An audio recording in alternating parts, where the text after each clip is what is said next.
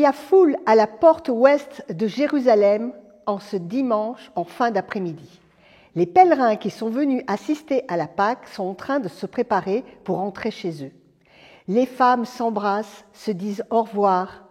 Les hommes sont en train de vérifier si tous les paquets sont bien attachés sur leur âne, notamment les épices, les aromates qu'ils ont achetés et qui embaument l'atmosphère. Et tous ces petits groupes sont en train de repartir sur la route en direction de leur village. Ce sont des groupes colorés, joyeux. Les enfants courent d'une famille à l'autre en soulevant des nuages de poussière. Et parmi tous ces pèlerins, il y en a 2 qui détonnent. Ils ont l'air tristes. On les dirait presque en noir et blanc. Leur sac qu'ils portent sur leur dos, il a l'air de peser des tonnes, comme leurs sandales. Il s'agit de Cléopas et de son ami qui rentrent chez eux.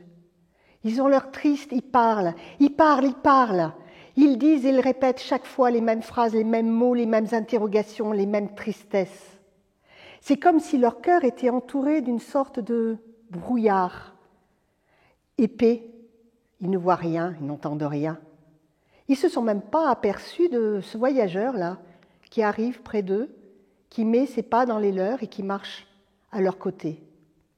Et le voyageur, à un moment, les interrompt et leur dit « Mais de quoi parlez-vous ? Vous avez l'air si triste. » Cléopas et son ami sont tous surpris. Et Cléopas lui dit « Mais enfin, tu es bien le seul à ne pas savoir ce qui s'est passé à Jérusalem pendant la Pâque. » Le voyageur dit « Eh bien, je vous écoute. » Et là, Cléopas raconte. « Tu as bien entendu parler de Jésus de Nazareth, ce prophète si grand, aussi bien en parole qu'en actes. Eh bien, on l'a suivi, on l'a écouté. Et les prêtres ont tout fait pour qu'il soit mis à mort. Et ils ont réussi. Jésus, ce vendredi, a été crucifié comme un brigand, lui qui était innocent. Il est mort, il a été mis au tombeau, la pierre a été roulée. Et c'est terminé. On a cru en lui, on croyait que ça allait être le libérateur d'Israël, le sauveur, celui qui allait nous guider. Et là, tu vois, ça fait 3 jours. Et Cléopas n'arrive plus à parler. Alors son ami reprend et dit au voyageur, « Oui, on est tellement... Je ne peux pas t'expliquer. Alors, ce matin, il s'est passé quand même quelque chose. Les femmes sont allées au tombeau et elles l'ont trouvé ouvert. Il était ouvert et le corps de Jésus avait disparu. Elles ont vu des hommes en habits lumineux, des anges peut-être, on ne sait pas. Ils lui ont dit que Jésus était vivant, mais on ne se relève pas d'une crucifixion. Il était mort. C'est tellement dur à croire. Et là, on n'en peut plus. Et tous les 2, ils ne peuvent plus parler, ils s'arrêtent. Alors le voyageur qui les a écoutés, sans les interrompre, leur dit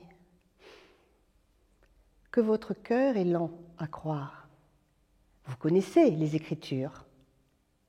Vous savez que Jésus devait souffrir, mourir pour entrer dans sa gloire. Tout était écrit. Et tout en marchant, le voyageur leur cite les Écritures à partir de Moïse et il passe de prophète en prophète. Et à chaque fois qu'il cite les Écritures, il les met en lumière, il leur explique. Et tout en marchant, Cléopas et son ami sentent que le brouillard qui entourait leur cœur et leur esprit est en train de se dissiper. Leur cœur devient brûlant. Ils ont soif de l'écouter, ils ont soif de comprendre. Mais ils arrivent à une intersection. C'est l'endroit où ils doivent tourner pour rentrer chez eux. Et le voyageur fait mine de continuer tout droit. Alors ils lui disent « Non, arrête.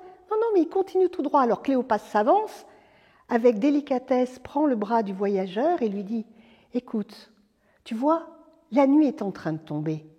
J'habite juste à côté. Fais-moi l'honneur de venir manger avec moi, mon ami et ma femme. Et surtout, continue à nous parler, à nous expliquer. » Alors le voyageur accepte. Quand il pousse la porte, Cléopas est tout content. Il dit à sa femme « Nous avons un invité ce soir. Prépare tes meilleurs mets. » Ils mettent le voyageur à la place d'honneur. Et Cléopas lui dit, « Veux-tu dire la bénédiction pour le repas ?» Alors le voyageur prend le pain, il le saisit dans sa main, fait la prière de bénédiction et rompt le pain en deux. À cet instant, le cœur, les yeux de Cléopas et de son ami s'ouvrent. Ils voient, ils croient, ils savent. C'est Jésus vivant qui est en face d'eux. Ils se tournent l'un vers l'autre tellement surpris, ils se regardent et quand ils se retournent, la place est vide. Jésus a disparu, il ne reste que sur la table les 2 morceaux de pain. Alors aussitôt Cléopas et son ami se lèvent, ils prennent leur sac et ils sont en train de sortir quand la femme de Cléopas rentre avec des plats. Il leur dit « Mais que se passe-t-il ? On retourne à Jérusalem. Le voyageur, c'était Jésus, il est vivant. Il faut qu'on annonce la bonne nouvelle. » Et ils repartent dans le noir de la nuit vers Jérusalem. Ils courent, ils marchent, ils volent.